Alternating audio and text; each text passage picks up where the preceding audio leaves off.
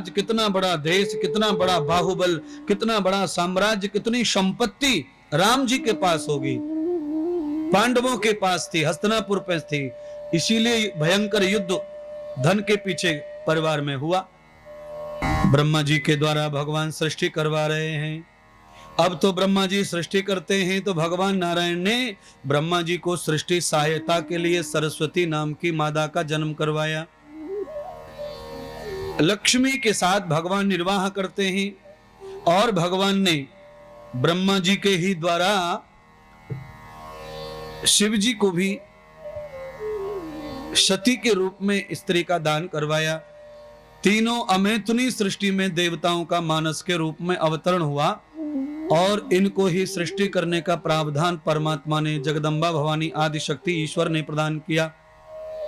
ब्रह्मा जी के द्वारा सरस्वती के संयोग से अनेक पुत्रों का जन्म किया गया।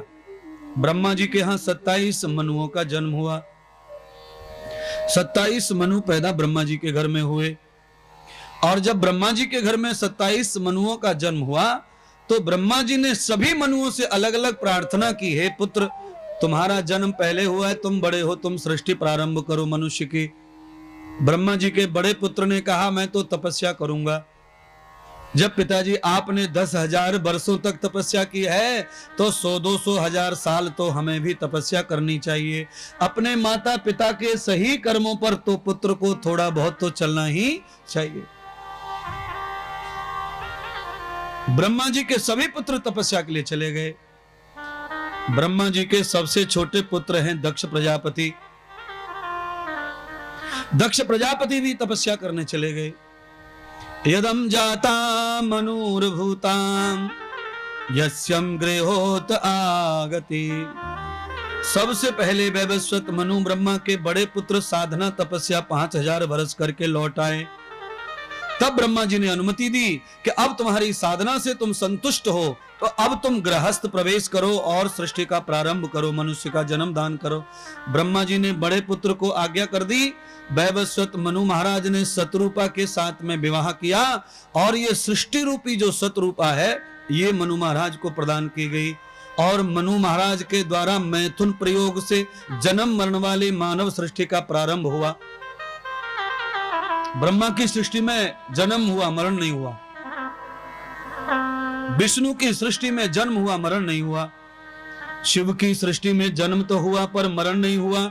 इस सृष्टि को कहते अमैथुनी सृष्टि, जिसमें रक्त और वीर की आवश्यकता नहीं पड़ी।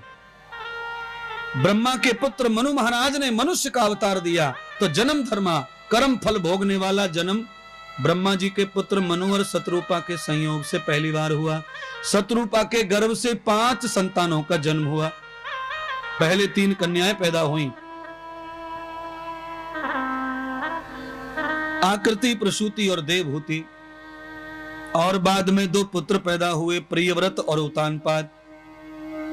आकृति का विवाह दूसरे मनुओं के पुत्रों के साथ में समृद्ध किया गया। आकृति का विवाह महर्षि मरीच के साथ हुआ। देवहूति का विवाह महर्षि कर्दम के साथ हुआ और प्रसूति का विवाह दक्ष प्रजापति के साथ हुआ।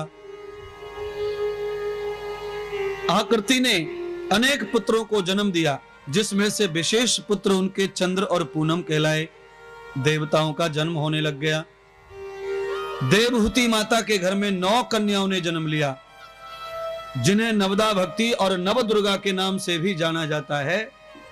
ऐसी देव शक्तियां देवहूति के गर्भ से पैदा हुई और बाद में जब देवहूति संतुष्ट न हुई कन्याओं के जन्म से तो पति के साथ 100 वर्षों तक ब्रह्मचर्य का पालन करके अंतरिक्ष में जाकर साधना करने बैठ गई।